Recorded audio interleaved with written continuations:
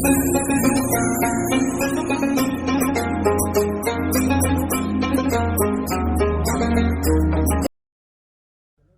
ذرا ایک بدچلن عورت کے مکر و فریب کا واقعہ بھی سن لیجیے۔ بنی اسرائیل کے یہاں ایک پہاڑ تھا جسے وہ بڑی عظمت والا سمجھتے تھے اور اس کی بڑی عظمت و توقیر کرتے تھے، اور اگر کسی بات کا فیصلہ کرتے وقت قسم کھانے کی نوبت آتی تو اس پہاڑ پر چڑھ کر قسم کھاتے اور اسے وہ سچا سمجھ لیتے۔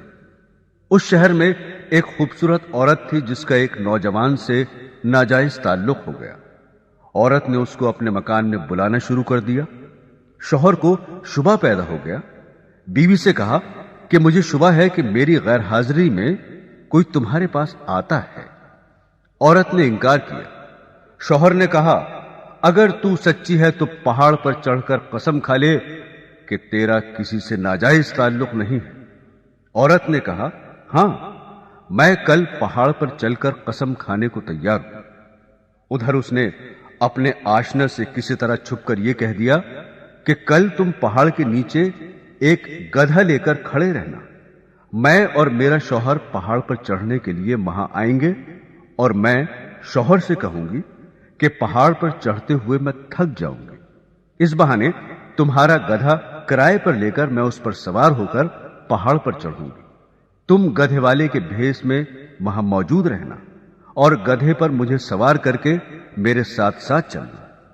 چنانچہ جب دوسرے روز میاں بیوی پہاڑ پر چڑھنے کے لیے گھر سے نکلے اور چلتے چلتے پہاڑ کے پاس پہنچے تو وہاں اس کا آشنا گدھے والے کے بھیس میں گدھا لیے کھڑا ہوا تھا۔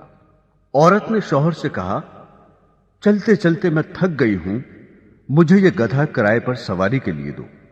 شوہر نے گدھے والے سے کرایہ مقرر کیا اور بیوی کو گدھے پر سوار کر کے تینوں پہاڑ پر چڑھنے لگے۔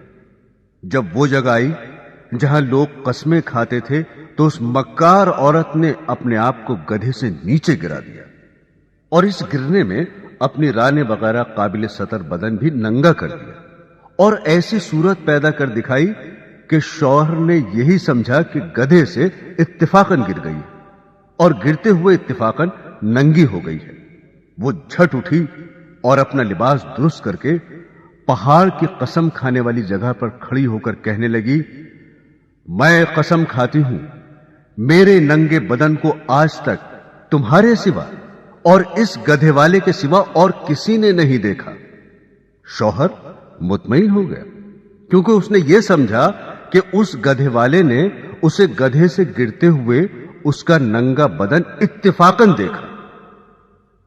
تو دیکھا آپ نے، عورت جب مکر و فریب پر آ جائے تو ایسی چالاکیاں دکھا کر شوہر کو بے وقوف بنا دیتی ہے، لیکن یہ پتہ نہیں کہ آج یہ گناہ کسی مکر و فریب سے چھپا بھی لیا اور کسی کو پتہ بھی نہ چلا تو کل قیامت میں یہ بات نہیں چھپے گی، اس لیے کہ اللہ کو سب کچھ معلوم ہے۔